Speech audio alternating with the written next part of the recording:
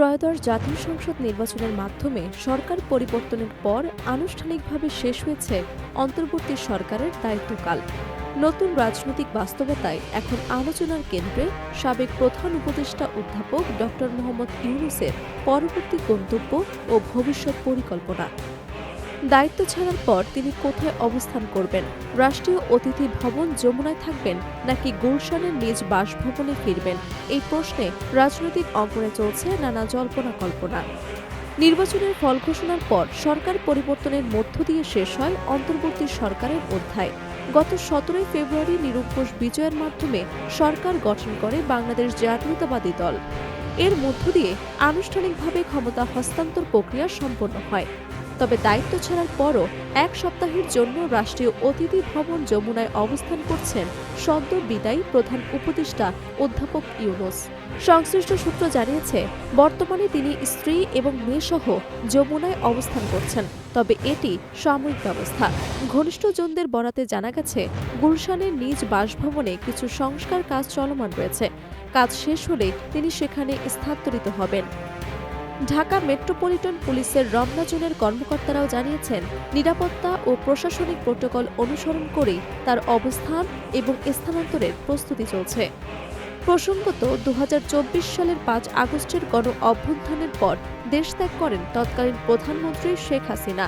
সেই প্রেক্ষাপটে সৃষ্ট রাজনৈতিক সংকট মোকাবিলায় অন্তর্বর্তী সরকার গঠন করা হয় এবং প্রায় প্রধান উপদেষ্টা হিসেবে দায়িত্ব পান অধ্যাপক ইউনূস। সে সময় গণভবন অনুপযোগী থাকায় তাকে রাষ্ট্রীয় অতিথি ভবন যমুনায় অস্থায়ী বসবাস করতে হিসেবে দেখা যায়। দীর্ঘ কয়েক মাস সেখান থেকে তিনি রাষ্ট্র পরিচালনার দায়িত্ব পালন করেন। এদিকে রাজনৈতিক অঙ্গনে নতুন আরেকটি আলোচনা হল, রাষ্ট্রীয় অতিথি ভবন যমুনায় উঠতে পারেন নতুন প্রধানমন্ত্রী তারেক রহমান। সংশ্লিষ্ট সূত্র জানায়, যমুনা ভবনে কিছু অবকাঠামোগত সংস্কার প্রয়োজন। গণপূর্ত বিভাগ ইতোমধ্যেই ভবন পরিদর্শন করেছে এবং প্রয়োজনীয় মেরামত এবং সংস্কার কাজ সম্পন্ন করতে প্রায় 2 মাস সময় লাগতে পারে। সংস্কার শেষ হলে নতুন প্রধানমন্ত্রী সেখানে উঠবেন বলে ধারণা করা হচ্ছে। রাজনৈতিক দায়িত্ব শেষ হলেও অধ্যাপক ইউনূস দেশেই থাকবেন বলে নিশ্চিত করেছে তার ঘনিষ্ঠ মহল। জানা গেছে, মার্চের 3য় সপ্তাহে তিনি জাপানে একটি আন্তর্জাতিক অনুষ্ঠানে অংশ নিতে পারেন। পাশাপাশি ঢাকায় অবস্থিত ইউনূস সেন্টারে নিয়মিত অফিস করবেন। তার দীর্ঘদিনের সামাজিক এবং অর্থনৈতিক কর্মসূচি অব্যাহত থাকবে বলেও জানানো হয়েছে। বিশেষ করে তার বহুল আলোচিত 3-0 ধারণা, শূন্য দারিদ্র্য, শূন্য বেকারত্ব এবং শূন্য নেট কার্বন নিরসন বাস্তবায়নে তিনি আগের মতোই কাজ চালিয়ে যাবেন। আন্তর্জাতিক পরিমণ্ডলে এ ধারণা নিয়ে ইতোমধ্যে ব্যাপক সাড়া ফেলেছে। বিভিন্ন দেশ এবং সংস্থার সঙ্গে অংশীদারিত্বের সামাজিক ব্যবসায়, ক্ষুদ্র ঋণ এবং পরিবেশ বান্ধব উদ্যোগ নিয়ে তার কার্যক্রম চলমান রয়েছে। রাজনৈতিক বিশ্লেষকদের মতে, অন্তর্বর্তী সরকারের প্রধান উপদেষ্টা হিসেবে দায়িত্ব পালন শেষে অধ্যাপক ইউনূসের ভবিষ্যৎ ভূমিকা দেশের রাজনীতিতে সরাসরি না থাকলেও সামাজিক এবং আন্তর্জাতিক অঙ্গনে গুরুত্বপূর্ণ থাকবে।